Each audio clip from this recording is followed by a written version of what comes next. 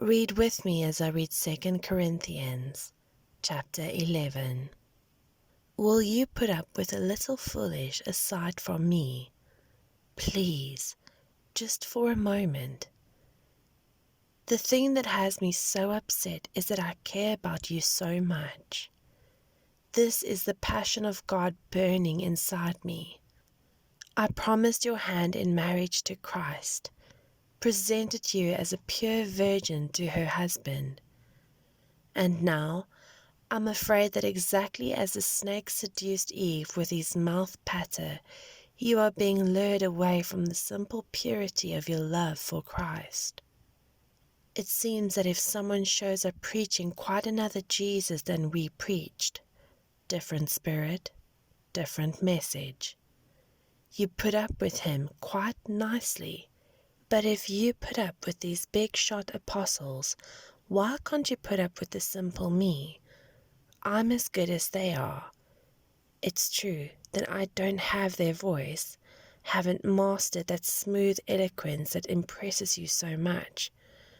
But when I do open my mouth, I at least know what I'm talking about. We haven't kept anything back. We let you in on everything. I wonder, did I make a bad mistake in proclaiming God's message to you without asking for something in return, serving you free of charge so that you wouldn't be inconvenienced by me? It turns out that the other churches paid my way so that you could have a free ride.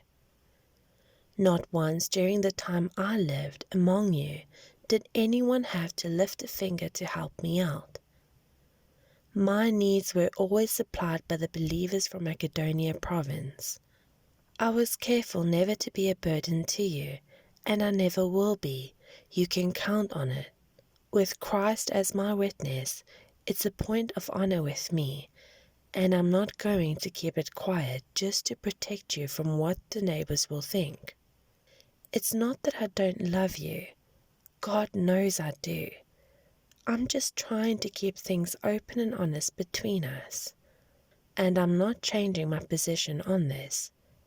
I'd die before taking your money. I'm giving nobody grounds for lumping me in with those money-grubbing preachers, vaunting themselves as something special. They're a sorry bunch, pseudo-apostles, lying preachers, crooked workers, posing as Christ's agents but sham to the core. And no wonder. Satan does it all the time, dressing up as a beautiful angel of light, so it shouldn't surprise us when his servants masquerade as servants of God. But they're not getting by with anything. They'll pay for it in the end. Let me come back to where I started, and don't hold it against me if I continue to sound a little foolish. Or if you'd rather, just accept that I'm a fool and let me rant on a little. I didn't learn this kind of talk from Christ. Oh no. It's a bad habit I picked up from the three-ring preachers that are so popular these days. Since you sit there in the judgment seat observing all these shenanigans, you can afford to humor an occasional fool who happens along. You have such admirable tolerance for impostors who rob your freedom, rip you off, steal you blind, put you down, even slap you in the face. I shouldn't admit it to you, but our stomachs aren't strong enough to tolerate that kind of stuff. Since you admire the egomaniacs of the pulpit so much, remember, this is your old friend the fool talking. Let me try my hand at it. Do they brag of being Hebrews, Israelites, the pure race of Abraham? I'm their match. Are they servants of Christ? I can go them one better. I can't believe I'm saying these things. It's crazy to talk this way, but I started and I'm going to finish. I've worked much harder, been jailed more often, beaten up more times than I can count, and at death's door time after time. I've been flogged 5 times with the Jew's 39 lashes, beaten by Roman rods 3 times, pummeled with rocks once.